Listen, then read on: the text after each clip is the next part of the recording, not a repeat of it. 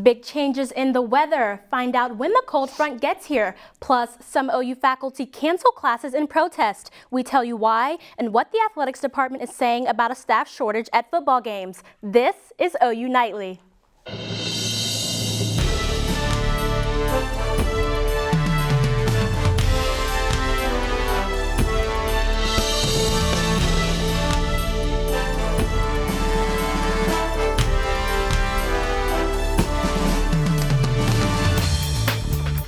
Hello and welcome to OU Nightly. I'm Mecca Thompson. And I'm Ben Thomas. We begin with what some are calling the end of summer. When we wake up tomorrow, the weather will be drastically different. Reece joins us now. Reece, there's a cold front heading our way. Ben and Mecca, when we wake up tomorrow, yes, it will begin to feel like fall. You can see the cold front already starting to come through in northwest Oklahoma, 80s out in the Panhandle, upper 90s and even triple digits down in Lawton right now, and that's from that prefrontal warming as it pushes its way southeastward. Now with this cold front, we are going to have a change in wind directions as well. Southwest right now here for Oklahoma City and the metro area, but northeast and northeast out in the Panhandle, and those northerly winds are going to bring down that cooler weather that we need to be seeing for this first day of fall this week. Now you can see we're going to be up again, 98 for the high today, down to 66, only 79 tomorrow. But Wednesday and Thursday morning, those are going to be the two to look at, is 50s and very cool weather. We'll have the full timing on that with some rain chances coming up. Ben and Mecca, back to you. Thanks, Reece. The big story on campus today is the OU Day of Action. An anonymous group organized a walkout urging faculty to cancel classes in protest of the university's handling of COVID protocols. Organizers and some faculty are attending the OU Board of Regents meeting in Oklahoma City today. There were a number of students presented and the students reporters covering this meeting, and most of the faculty we talked with said they were not attending the meeting in relation to the Day of Action protest. One English professor, however, said she is here to voice her concern. Susan Cates said she taught at OU for 25 years and she and her colleagues wants to feel safe again in their workspace. They would like mask mandates for all students and a vaccine requirement and hazard pay for those who have to teach around unvaccinated or unmasked students. They say their requests are not being met. We get no response from the upper administration. All we hear is that we're the OU family. And we just think our president shouldn't even be using that term when so many people are unhappy and anxious right now.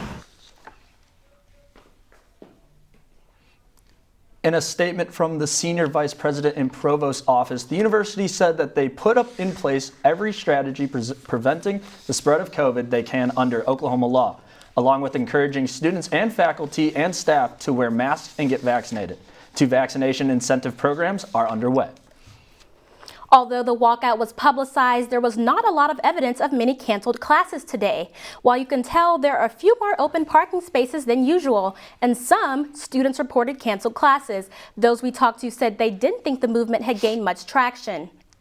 Nothing has changed. My teacher hasn't canceled class today. I mean, still has been the same since last week. Everybody's not wearing a mask, so. The Day of Action continues tomorrow with a rally outside of Evans Hall at noon on Tuesday. So far, though, there is no word on any changes to the university's current COVID protocols. There's some good news when it comes to the COVID in the state. There are just over 1,700 new cases in Oklahoma today. The average had been around 2,000 a day, with the total number of active COVID cases now less than 19,992 Oklahomans have died of COVID since the start of the pandemic. Gabby Petito, a woman who has been missing since August, has new updates on the investigation taking place across the country. Donovan England has that story and the rest of today's headlines from around the world.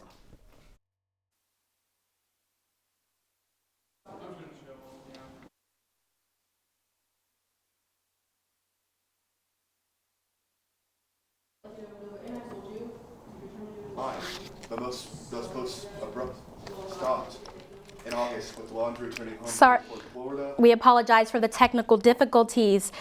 Action on the field this past Saturday was a sight to behold, but for many fans, they missed it while at the concession stands. Find out steps OU is taking to hopefully improve staff shortages at home football games. Plus, the holiday season will be here just before you know it, and you might need to get a head start on saving. Find out more when we return.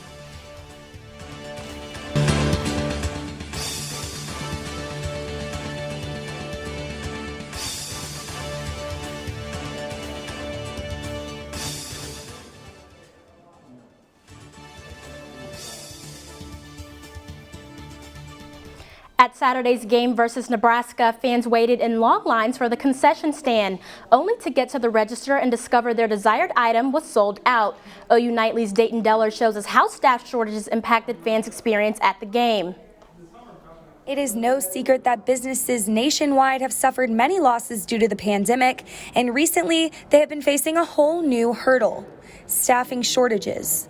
This Saturday, over 80,000 fans filled the stands at the Palace on the Prairie and were able to see the staffing shortage firsthand at concession stands around the stadium. And there was a really long line, probably 50 people, and about 5 people got served, and then all of their computers went down, and they were 2 tents wide with 1 person working. Like Morrow, fans waited in hour-long lines to grab their favorite game day snack and drink, only to be told systems were down or items were sold out.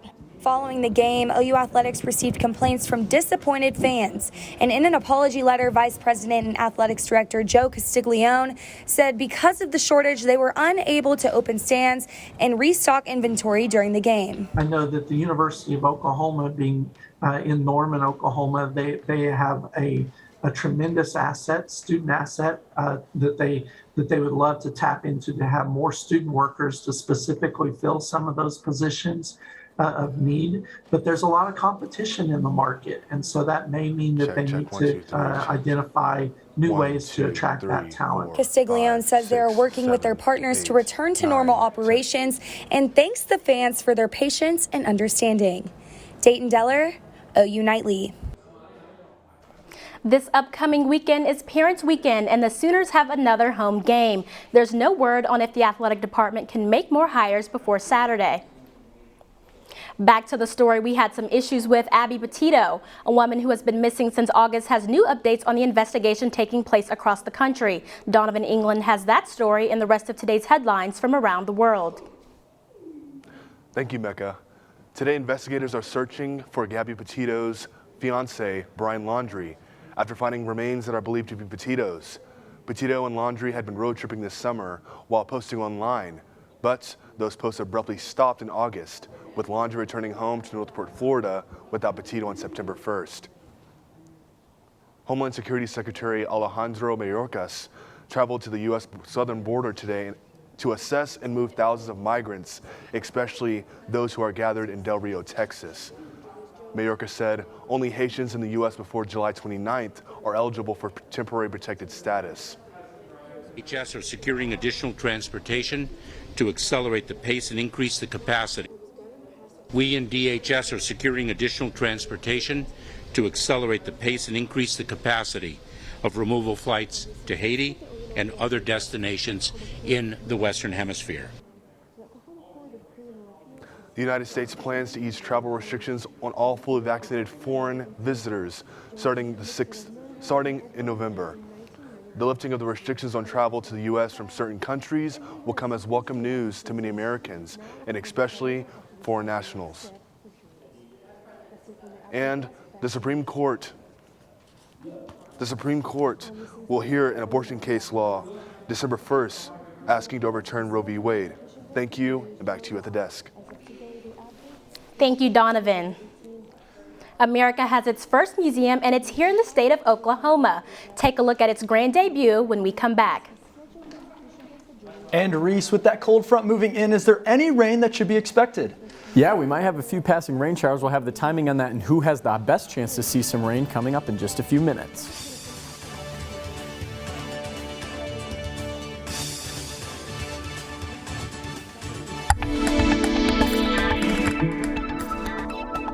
Welcome back to OU Nightly. The skyline cam right now shows just a few passing clouds, but overall a very beautiful evening out there for us right now. Upper 90s for us. Again, just a few passing clouds. Those winds out of the south bringing up that warmer Gulf air. And the dew point's right now 57 degrees. And that's going to be the story as well with this cold front passing through. You can see out in the Panhandle where that cold front has already passed through, they're in the 40s for dew points. But out here right now in the metro area, 60s and upper 60s, even 70 down by Idabel. Now that's pretty muggy. But again, those 40s are very dry. And that's going to be the case as we make our way through this cold front. See this cold front right here in Norman. This is going to start to push off to the south-southeast, and then a high pressure system is going to build in after that trough moves through, dropping our temperature significantly. And once this high pressure system sits in, it's going to bring us another round of warmer Gulf air and warmer temperatures for us as we head into next weekend.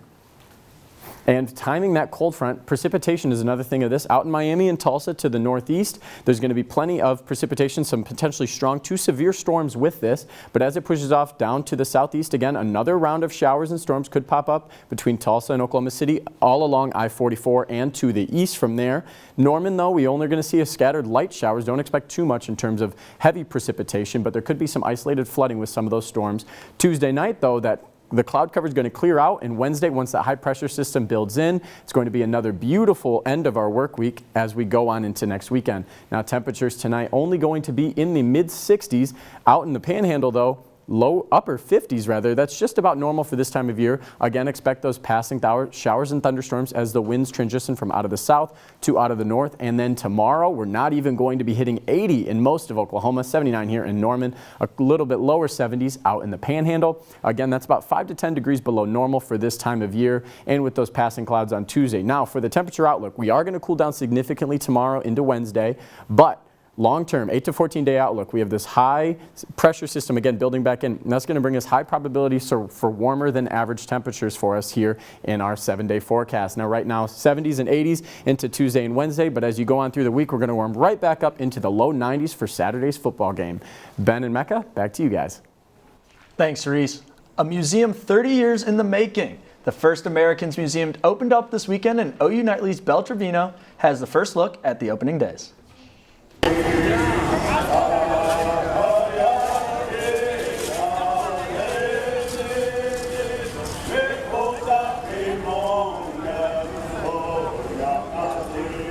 After decades of waiting, Oklahomans are finally able to come visit the First Americans Museum, and it doesn't disappoint. Bright colors and thousands of people filled the building on opening weekend. Mayor David Holt saying there were 7,000 visitors. Museum representing the 39 tribal nations in Oklahoma. And I'm really hoping that it will definitely get rid of like that stereotype of like Cowboys and Indians, because that's not really how it was.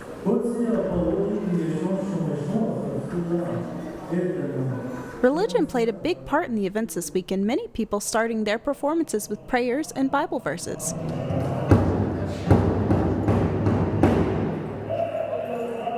The museum will start its normal hours and prices September 22nd. I'm excited to go give the museum a try, and I know other Indigenous people on campus are going to be excited to go. Belle Trevino.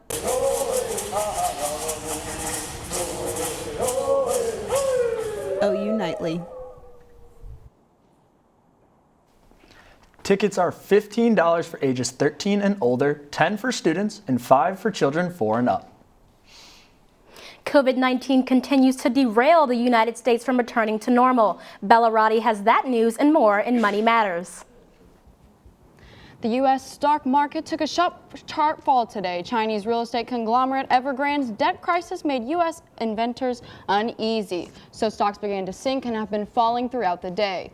Dow Jones dropped more than 900 points this afternoon, ending at a total of 614 points dropped. The S&P 500 dropped 1.7%, while NASDAQ fell 2.2%, making today the worst drop in the U.S. stock market since July. And I hope you are all ready to start saving for your Christmas decorations this year, because large sellers of both artificial trees and real trees are increasing their prices by double-digit percentages. Holiday companies claim that the reason for this surge is high shipping costs caused by the global supply chain issue. Over the course of the pandemic, overseas shipping factories have completely shut down, causing shortages and delays for the upcoming holiday season. And as a result of the rising Delta variant, the U.S. economy is far from becoming back to normal. The economy has dropped to its lowest level since early June, and Oklahoma is still down 7%. States such as Louisiana, New York, and Illinois are falling behind the others, while South Dakota is the only state that is stronger than it was before the pandemic. And due to the many changes Americans are facing during the pandemic, small business owners have turned to food trucks and jobs on wheels, causing a boom in revenue for mobile businesses. That's all for me. Back to you. Thanks, Bella. OU played a historic game Saturday, and it was nothing short of exciting. Yes, it was, and with arguably one of the best interceptions in Sooner football history. We'll talk about that and some former Sooner magic on the football field with Kyler Murray's big game over the Vikings. Sports is next.